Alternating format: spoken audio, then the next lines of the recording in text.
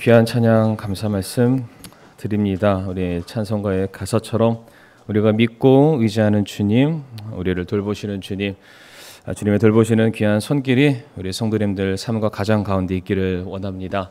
이 시간 자리에 일어나셔서 함께 하나님 말씀 우리가 봉독하겠습니다. 사도행전 2장 5절부터 12절까지 말씀이 되겠습니다. 사도행전 2장 5절부터 12절의 말씀 한 절씩 이 시간 우리가 교독하면서 읽도록 하겠습니다. 제가 먼저 5절 말씀 읽겠습니다. 독실한 자들 고 유대인들이 하늘 아래 모든 민족으로부터 나와 예루살렘에 거하고 있었는데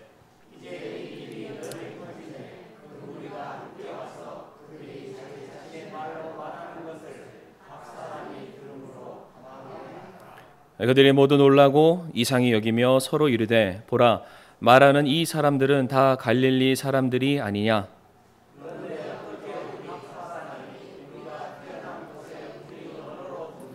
우리는 바데 사람과 메데 사람과 엘람 사람이며 또 메소포타미아와 유대와 갑바도기아와 본도와 아시아와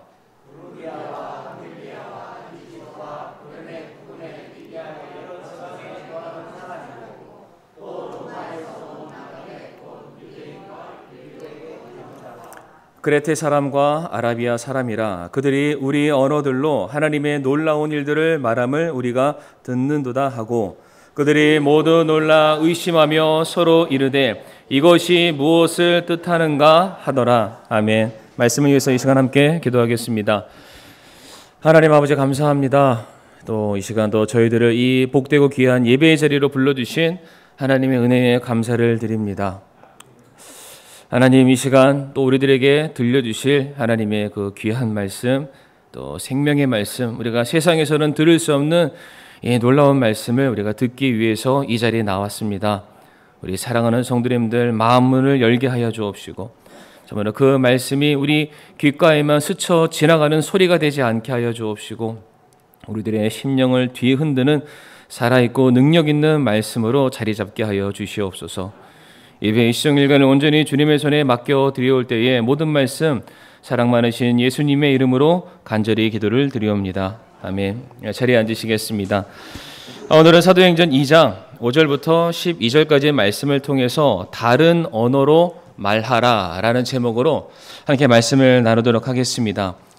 2주 전이죠. 또 저희들이 오순절 성령 강림에 성령 충만한 성도가 어떠한 사람인지 우리가 그때 말씀을 함께 나누게 되었습니다. 성령으로 충만한 성도는 모든 만물을 진동케 하시는 하나님의 말씀 앞에 두려움과 경외하는 마음을 가지고 엎드릴 수밖에 없다라고 전하게 되었습니다. 그리고 하나님의 말씀 앞에 자기가 세우고자 했던 자기 인생의 바벨탑을 무너뜨리고 오직 변치 않는 진리의 말씀만을 붙들고 그 말씀에 전적으로 순종하는 성도가 바로 성령으로 충만한 성도다라고 말씀을 드리기도 했습니다. 또한 성령으로 충만한 성도는 이제 자기 마음속에 충만하게 자리를 잡고 거하시는 성령님, 그 성령님께서 부어주시는 하나님을 향한 풍성한 사랑의 마음을 이제는 자신만을 소유하고 있는 것이 아니라 주위로 흘려보내는, 증거하는 삶을 살아갈 수밖에 없다.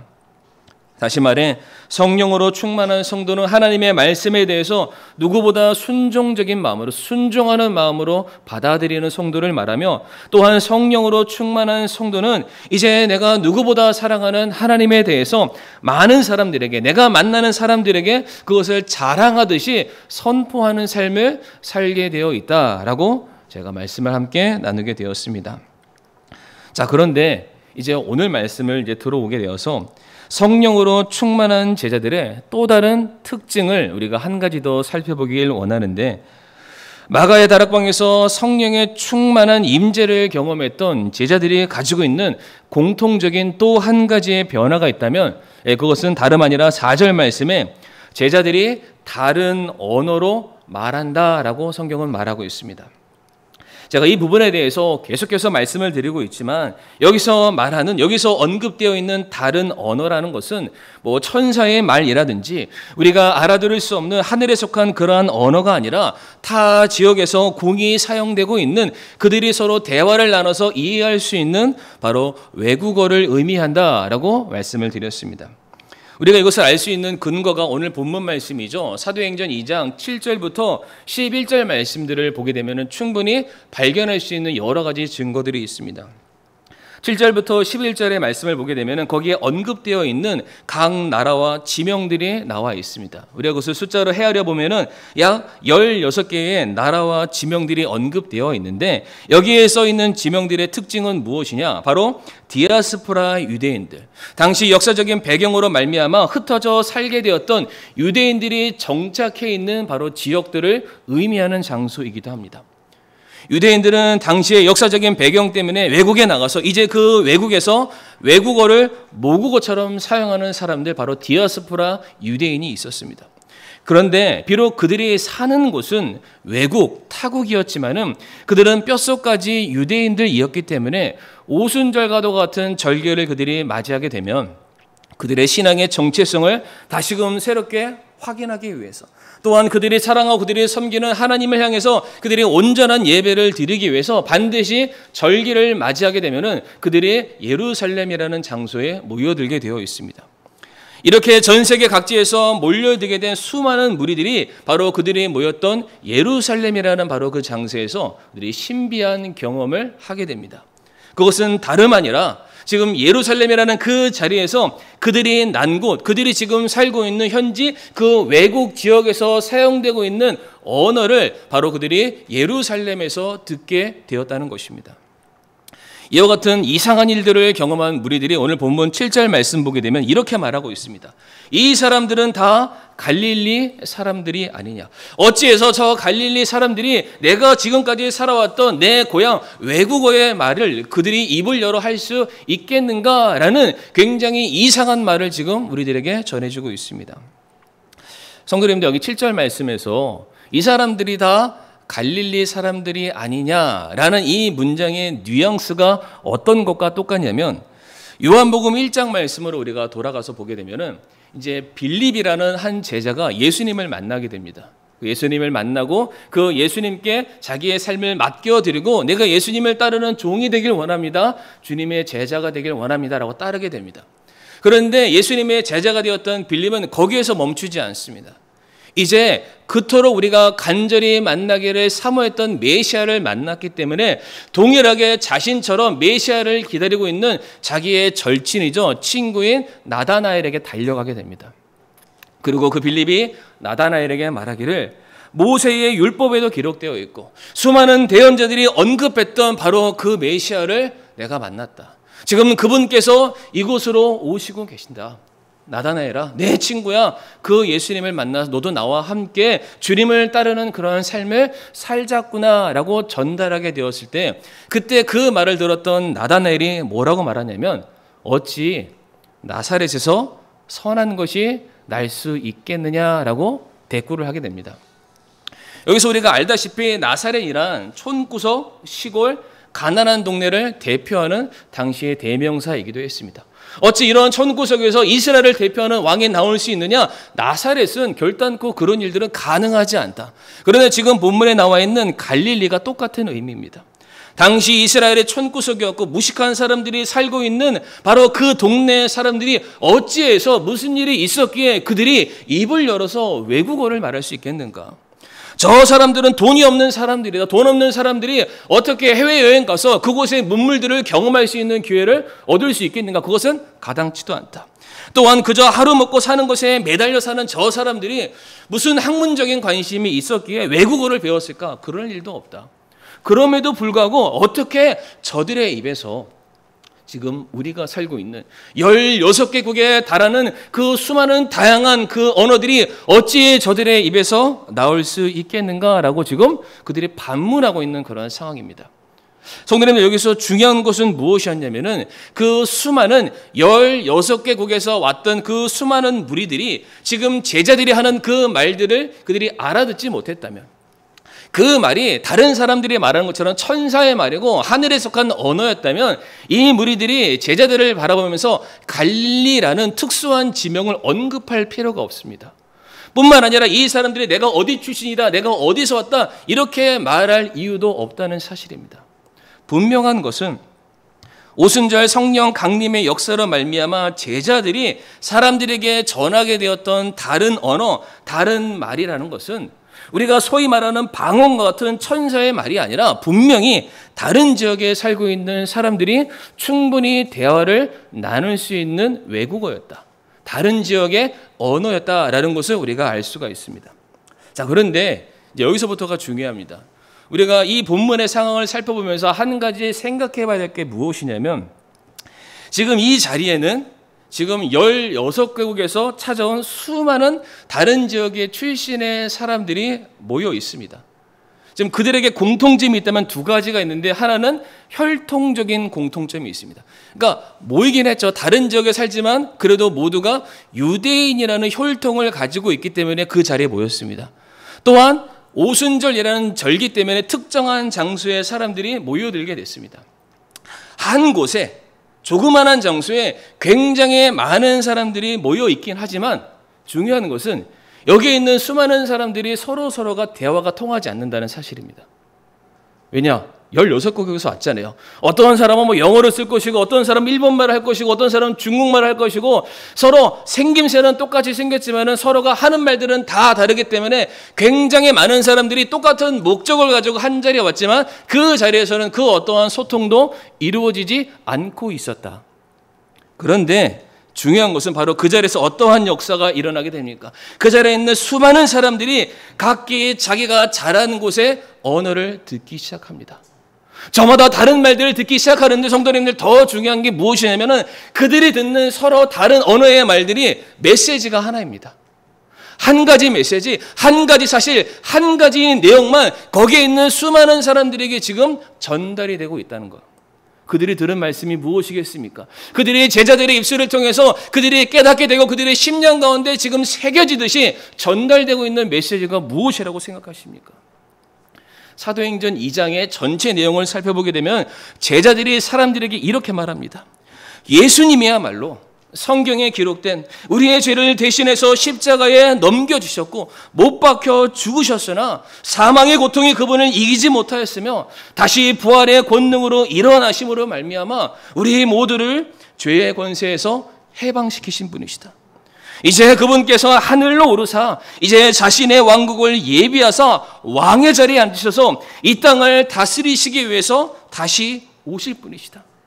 그분의 이름을 부르는 자, 그분의 이름을 믿는 자, 그분을 영접하는 자는 누구나 다 구원받게 될 것이다.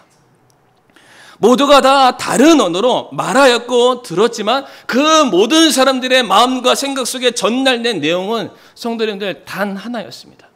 예수 그리스도, 오직 그분만이 우리의 구원자가 되신다. 성도님들, 지금 어떠한 일이 일어나고 있습니까? 흩어져 있었던 수많은 무리들이 지금 다시금 하나가 되는 놀라운 역사가 일어나고 있습니다. 서로 다른 말을 전해 들었지만은 모두가 똑같은 마음을 갖게 되었다는 사실입니다. 중요한 것은 성도님들, 성령 강림의 사건을 통해서 성령으로 충만해진 제자들의 입에서 전달되어졌던 다른 말로 이제 사람들이 하나가 되었습니다.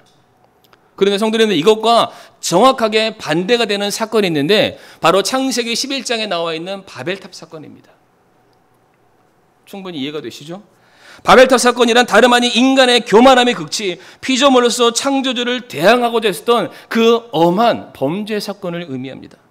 창세기 11장 4절 말씀 보게 되면 우리가 우리를 위하여 도시와 탑을 세우고 탑의 꼭대기를 하늘에까지 닿게 하며 우리가 우리를 위하여 이름을 내고 이로써 온 지면에 널리 흩어짐을 면하자라고 말합니다. 노아 홍수 이후에 지상에 살고 있던 모든 사람들이 또다시 임하게 될 홍수와 같은 심판 앞에서 그들은 그들의 생명을 지키기 위해서, 그들의 유산을 지키기 위해서, 그들의 문화를 지키기 위해서 그들이 택했던 방법이 똑같은 홍수 심판 가운데 우리가 살기 위해서 저 높은 탑을 쌓아 그 위에 우리가 살아가자라고 말하고 있습니다. 그러면서 그들이 그 탑을 쌓으면서 외쳤던 멘트가 무엇이었습니까? 우리를 위하여, 나를 위하여, 나 자신을 위하여 우리의 이름을 내자라고 말하고 있습니다. 피조물의 위치에서 자기에게 주어진 사명에 충실함으로 자기를 만드신 창조주 하나님께 기쁨과 영광을 돌려드리는 그러한 모습으로 그들이 그 자리에 서 있었던 것이 아니라 내가 열심을 다해서, 내가 최선을 다해서 하나님처럼 되자, 하나님의 자리에 오르자, 하나님을 대항하자, 하나님과 상관없는 내 삶의 내 인생을 살아가자, 수많은 사람들이 잘못된 말들을 외치면서 그 자리에 몰려들게 되었습니다. 여기에서 왜 제가 바벨탑 사건을 말씀을 드렸냐면, 지금 바벨탑이라는 한 곳에 모여든 수많은 사람들의 마음속에는 서로가 자기의 이름을 내기 위한 생각만 있습니다. 그러니까 뭐 100명이 모였건 1000명이 모였건 10,000명이 모였건 저마다 한 가지 목적과 한 소리와 한 마음을 가지고 공통적인 사역을 이룩하기 위해서 사람들이 모인 것이 아니라 그 자리에 모였던 수많은 사람들이 그냥 자기의 이름을 내기 위해서 그 자리에 모여들게 된 것입니다. 성도님들, 그런 경험하신 적 있죠? 도통 말이 안 통하는 사람, 그 사람이랑 얘기하면 같은 한국말인데 아무리 설명해도 못 알아듣는 그런 사람들이 있습니다. 그러니까 말은 굉장히 많이 하죠. 다양하게 얘기하고 뭐 설득력 있게 얘기하는데 도저히 그 사람이랑 얘기하고 싶어서 그 사람만 오면 피하는, 혹시 뭐 그런 사람이 내가 아닌지 한번 잘 돌아보시길 바랍니다. 자, 그런데 지금 이 바벨탑을 쌓기 위해서 몰려든 그 수많은 사람들은 자기만을 위해서 모여서 무슨 얘기합니까? 이렇게 성을 쌓고 이렇게 탑을 쌓고 이렇게 해야 우리가 더 잘 된다. 저마다 자기의 생각만을 고집하고 관철하고 주장하는 수많은 사람들이 모였으니까 어떠한 일이 생기겠습니까? 많이 모였지만 그냥 다 제각기 제 길로 가게 되는 것입니다. 그러니까 하나님께서 그들의 언어를 흩으신 것도 사실이지만 실상은 그 자리에 있는 그 수많은 사람들이 자기만의 탑을 쌓기 위해서 그냥 자기 길을 간 것뿐입니다. 자, 그런데 이와 같은 사건이 다시 회복이 되는 게 오늘 본문의 사건입니다. 오순절 마가의 다락방에 임했던 성령 강림의 사건을 통해서 바벨탑 사건으로 말미암아 흩어지게 되었던 모든 사람들의 언어 관계가 다시금 하나가 되는 사건이 일어나게 된 것입니다. 성령의 충만하심을 경험한 제자들이 그들의 입을 열어서 다른 언어로 말하기 시작했을 때에 저마다 나뉘어졌던 모든 사람들의 마음과 생각이 다시 찹쌀떡처럼 딱 하나 붙어서 하나가 되기 시작했다는 뜻입니다. 사랑하는 성도님들, 오늘 본문에 제자들이 사람들에게 말했다는 그 다른 언어라는 것은 그 말이 무슨 천사의 말이냐, 하늘의 말이냐, 외국어냐, 타 지역 방언이냐, 성도님들 이런 거 중요하지 않습니다. 지금 제자들이 그들의 입을 열어서 무엇을 말하고 있습니까? 중요한 것은 지금 제자들은 자기가 하고 싶은 말 하지 않습니다. 자기 마음속의 생각을 말하고 있지 않습니다. 자기 인생의 경험을 사람들에게 전달하는 것이 아니라 지금 자기 안에 충만하게 거하시는 성령 하나님께서 깨닫게 하시고 전달하라는 그 복음의 메시지만 지금 제자들이 입을 열어 전하고 있다는 것입니다. 모든 사람들이 반드시 들어야 돼요. 모든 사람들에게 꼭 필요한 사람들이 살 수 있는 소망의 메시지, 생명의 메시지, 그들의 삶을 놀랍게 변화시키는 복음의 메시지만을 제자들이 입을 열어 지금 전하고 있다는 것입니다. 다 양 같아서 각기 제 갈 길로 향해 가는 그 불쌍한 영혼들을 주님께서 바라보시면서 안타까워서 어떤 양아 내게로 와라, 저 양아 내게로 와라, 각각의 양을 향해서 주님께서 부르시는 그 간절한 메시지가 그 자리에 있는 성령으로 충만한 제자들을 통해서 각각에 오는 모든 사람들이 자기의 말로 듣기 시작했을 때에 이제 놀라운 변화, 그 말을 들은 그 수많은 사람들이 그 말씀이 들리기 시작했고 그 들린 그 말씀이 그들의 생각과 마음을 변화시키기 시작합니다. 성도님들, 성령으로 충만한 제자들의 삶의 가장 큰 변화는 어디에 있습니까? 말에 있습니다. 그들이 하는 말이 달라졌습니다. 그들이 사용하는 언어가 달라졌습니다. 그들이 선택하는 단어들이 달라졌고 그들의 태도가 달라졌고 그들의 인생이 달라졌고 그들의 발자취가 달라졌고 그들이 추구하는 인생관이 다 새롭게 달라지게 되었습니다. 성도님들, 지금 제자들이 만나는 사람들에게 어떠한 메시지를 전한다라고 생각하십니까? 먼저 성령께서 충만하게 거하사 그들의 삶을 뒤흔드시는 능력의 말씀, 예수 그리스도를 내 마음의 구주로 영접함으로 말미암아 내 마음속에 충만하게 거하시는 하나님의 은혜와 사랑의 메시지를 지금 이 제자들이 만나는 사람들에게 전했음은 분명한 사실입니다. 이때 이 제자들이 사람들을 만났을 때 성도님들 막 무미건조하게 말씀을 전했을까요? 아, 저기 가면 예수님 계신데, 아, 저기 가면 좋은 교회 있다, 한번 가봐. 이 정도로 이렇게 그냥 툭 던지듯이 말하면서 자기의 본분과 자기의 직분과 자기의 책임을 다했다라고 그들이 말했을까요? 결단코 그러지 않았을 것입니다. 지금 제자들은 자기 안에 충만하게 거하시는 그 성령 하나님의 인도하심에 따라서 그들의 마음을 담아서 그들의 진심을 담아서 열정적으로 사람들에게 메시지를 전달했을 것입니다. 그들의 변화된 몸과 마음과 입술과 모든 삶에 변화된 새로운 언어로 만나는 사람들에게 복음을 증거하기 위해서 누구보다 애썼던 것은 분명한 사실입니다. 성도님들, 제자들이 어떠한 사람들이었습니까? 십자가 사건 전으로 제자들의 삶, 그리고 오순절 성령 강림의 그 사건으로 말미암아 제자들의 삶은 성도님들 완전히 변하게 되었습니다. 십자가 사건 전에는 예수님을 모른다고 예수님을 부인했던 그 사람들이 이제는 수많은 사람들 앞에 서서 오직 주만이 그리스도이시고 오직 주만이 이 땅을 다스리시는 만왕의 왕이라고 선포하는 담대한 사람의 모습으로 변하게 되었습니다. 예수님을 부인하고 도망쳤던 그 모든 사람들이 이제는 만나는 사람들에게 찾아가서 이제 다시 오실 예수 그리스도를 당신들이 영접해야만 살 수 있습니다. 그분이 오시는 그 나라를 들어갈 수 있습니다 라는 그런 단호하고 분명한 메시지를 전달하는 복음의 용사들로 그들이 변하게 되었던 것입니다. 특별히 이제 우리가 앞으로 살펴보게 될 사도행전 3장 6절 말씀 보게 되면 성전 미문 앞에, 아름다운 성문 앞에 하나 앉아있는 안진뱅이, 그 안진뱅이가 지나가는 수많은 사람들에게 제가 배가 고파요, 제가 줄였어요, 저를 좀 도와주세요. 마침 그 자리에 지나갔던 베드로를 바라보면서 내게 좀 한 푼만 주세요, 나에게 돈을 주세요, 내가 지금 당장 내가 살고 있는 이 인생의 고통과 아픔과 이 부족함을 해결할 수 있는 돈 한 푼만 주세요. 그때 베드로가 그 사람을 향해서 뭐라고 대답을 했습니까? 너무 잘 아시죠? 은과 금은 내게 없거니와 나사렛 예수 그리스도의 이름으로 일어나 걸으라 라고 말합니다. 지금 성령으로 충만한 제자들의 입술에서 나온 말들은 성도님들 이제 완전히 다른 말들이 되었습니다. 이제는 예전에는 예수님 없으면 아무것도 못하고 예수님 계시지 않으면 아무 능력 없는 그러한 무기력한 모습으로 살았다면 이제 성령으로 충만한 제자들의 삶의 모습들을 보게 되면 이전과는 180도 완전히 달라진 능력의 말씀을 전하는, 그동안 그들이 단 한 번도 사용하지 않았던 놀라운 권능의 말씀을 전하는 사람들로 그들의 인생들이 변하게 되었다는 사실입니다. 성도님들, 지금 제자들의 입에서 나오는 말들은 기존에 그들이 그전까지 사용했던 그런 말들이 아니었습니다. 그게 무슨 천사의 언어냐 하늘의 이런 게 중요한 것이 아니라 이제 성령으로 충만해진 제자들의 입술을 통해서 이제는 이전과는 전혀 다른 말들이 전달되기 시작했다는 것입니다. 그게 꼭 말로만이 아니죠.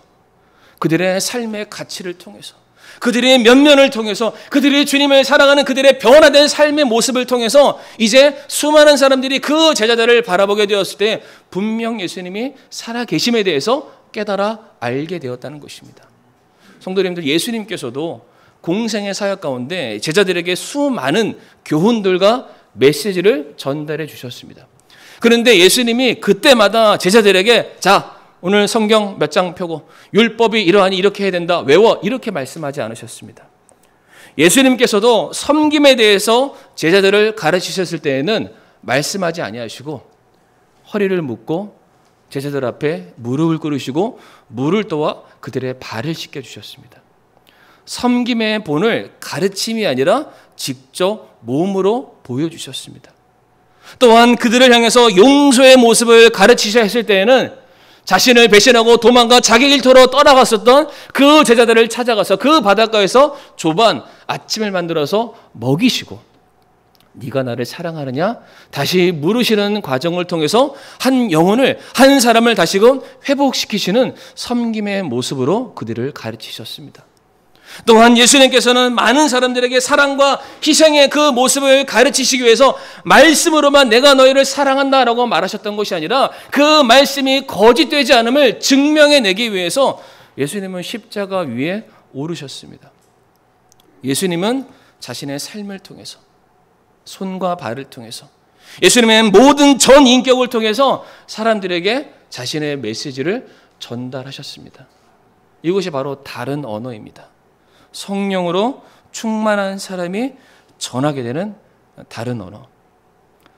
제가 제 간증을 우리 성도님께 좀 드리기를 원합니다. 제가 일부 예배 때도 이런 말씀을 드렸는데, 제가 이제 신학교를 가기 전에, 이제 신학교를 가기 위해서 이제 딱 준비가 이제 됐죠. 근데 이제 신학교를 가려면은 이제 정보가 많아야 되니까 이제 제가 평상시에 좀 가까이 한 전도사님이 계셨습니다.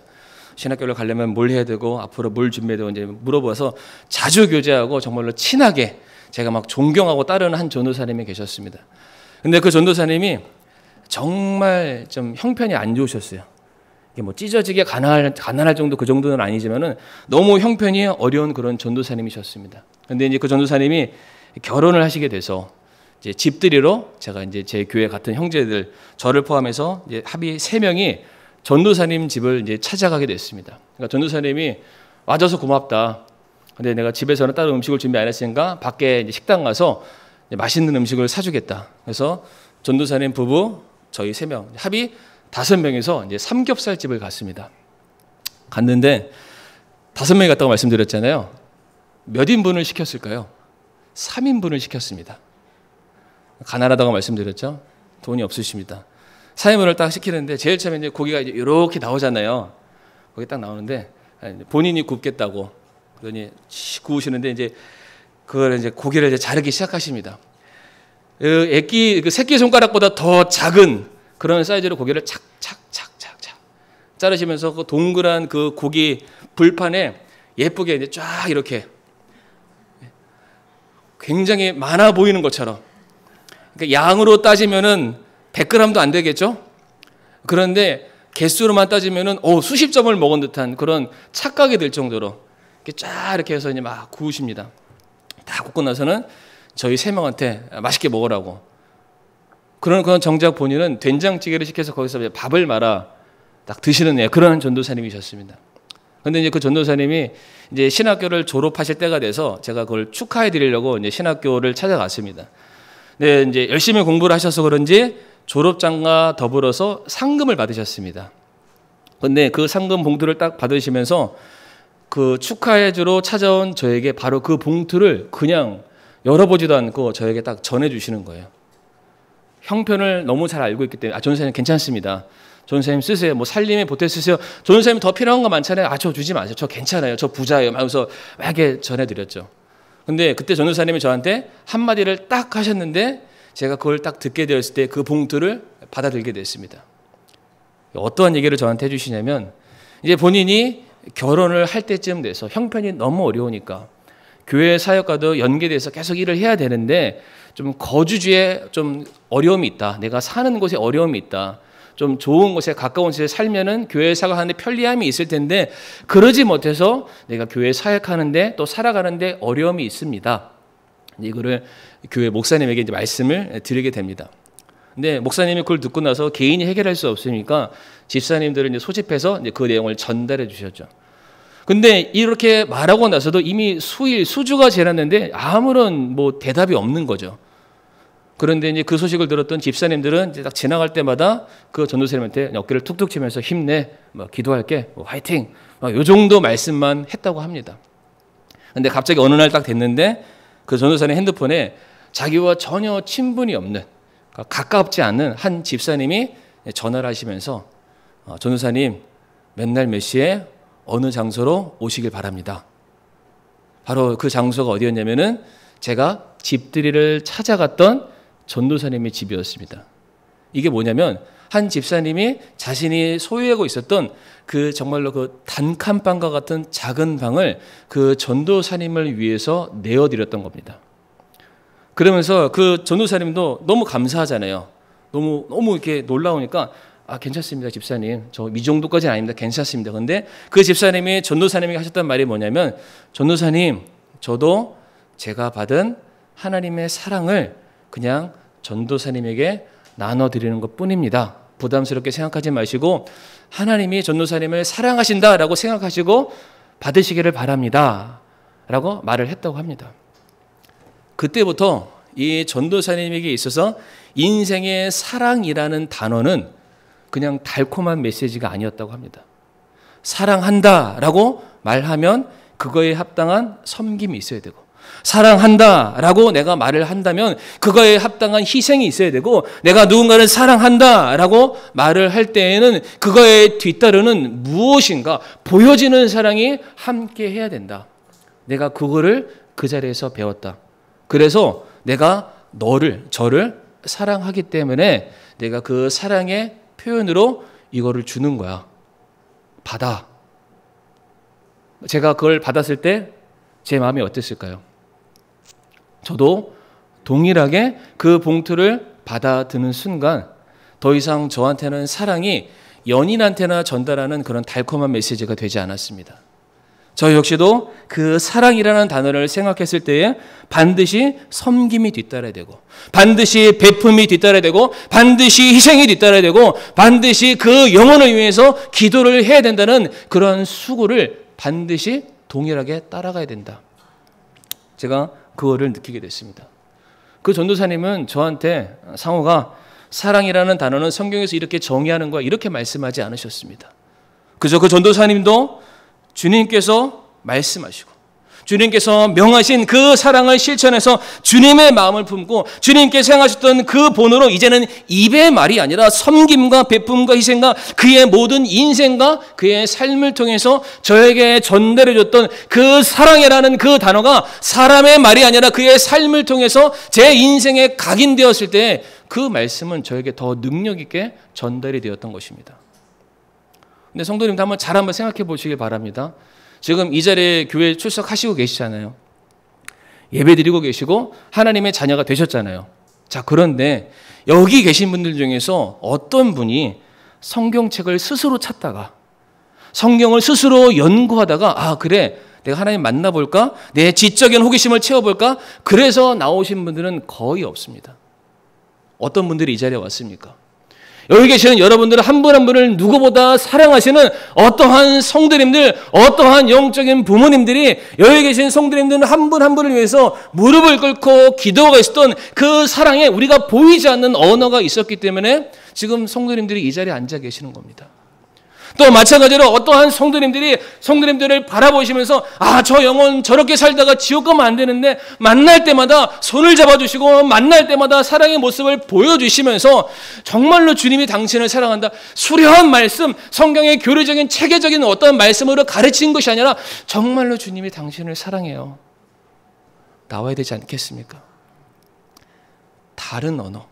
세상에서는 들을 수 없는 다른 언어, 그의 삶을 통한 언어를 통해서 우리들에게 전달되었을 때에 우리가 그 언어를 듣고 그 말을 듣고 그 말에 소위 말하는 설득을 당해서 영향을 받아서 내 영혼이 흔들려서 우리가 이 자리에 나와서 주님을 만난 것이 아니겠습니까? 성도님들, 우리가 전도 훈련을 받고 성경 공부 단계를 수료해야만 복음을 전할 수 있는 사람이 되는 것은 결단코 아닙니다. 제가 이 강단에서 여러 차례 말씀을 드렸는데 성도는 성경을 통해서 하나님을 발견하지만 세상 사람들은 성경을 보고 하나님을 발견해서 그 말씀에 순종하는 성도의 삶을 통해서 하나님을 발견합니다. 내가 말씀과는 전혀 상관없는 모습으로 살아가다가 그냥 만났을 때 예수님 믿으세요. 성도님들은 아무 능력 없습니다. 내가 정말로 말씀 그대로 내 삶의 모습으로 내 인생의 발걸음을 통해서 사람들이 말하지 않는 또 다른 언어로서 복음이 증거되기 시작했을 때에 사람들이 그 언어를 듣고 주님을 만나 예수님을 영접하게 된다는 것입니다. 그러므로 우리 사랑하는 성도님들, 우리의 마음을 감동케 하시는 우리의 성령님, 우리의 전 존재를 뒤흔드시는 성령님께서 오늘도 우리 안에 충만하게 거하시면서 진리를 깨닫게 하시고 주님의 사랑이 얼마나 풍성한지를 우리에게 계속해서 말씀하고 계십니다. 우리가 이제 그 놀라운 사랑을 깨달았다면 이제 우리들의 삶을 통해서, 우리들의 손과 발을 통해서, 우리들의 마음을 통해서 이제껏 세상이 단 한 번도 전하지 않았던 다른 언어, 놀라운 복음의 말씀, 생명의 말씀을 증거하는 일에 귀하게 사용되어 주시는 저와 성도님들이 되기를 원합니다. 이 마지막 때에 하나님께서는 성령으로 충만한 성도를 찾고 계십니다. 이 마지막 때에 하나님께서는 성령으로 충만해서 아버지께서 시키시는 그대로의 삶을 걸어가는 그 성도를 찾고 계시고 그 성도의 삶을 통해서 오직 주님의 말씀만이 그의 입술과 발걸음과 삶을 통해서 전달되어지는 그 성도를 찾고 귀하게 쓰실 줄을 믿습니다. 그 일을 위해서 바로 그와 같은 귀한 성도님들이 될 수 있기를 간절히 바랍니다. 이 시간 머리 숙여 함께 우리가 기도하기를 원할 때에 정말 우리가 성령으로 충만해서 하나님께서 내게 말씀하시는 그대로의 삶을 내 삶을 통해서 살아갈 수 있게 해달라고 우리 성도님들 이 시간 짧은 시간이지만은 고백하기를 원합니다. 그리고 뿐만 아니라 이 자리에 계시는 우리 성도님들 중에서 아직 구원받지 않으신 분들, 성령님께서 그 안에 아직 거하지 아니하셔서 영혼에 대해서, 천국에 대해서, 내 죄의 문제에 대해서 아직도 불안하시고 확신이 없는 분들이 계시면 이 시간 손을 들어 표해 주시면 저희가 정확하게 복음을 설명해 드리겠습니다. 혹시 그런 분 계십니까? 내가 지금 예수님을 만나기 원합니다. 내가 구원받기 원합니다. 계속해서 우리가 말씀을 통해서 도전을 받길 원합니다. 이 시간 모두 자리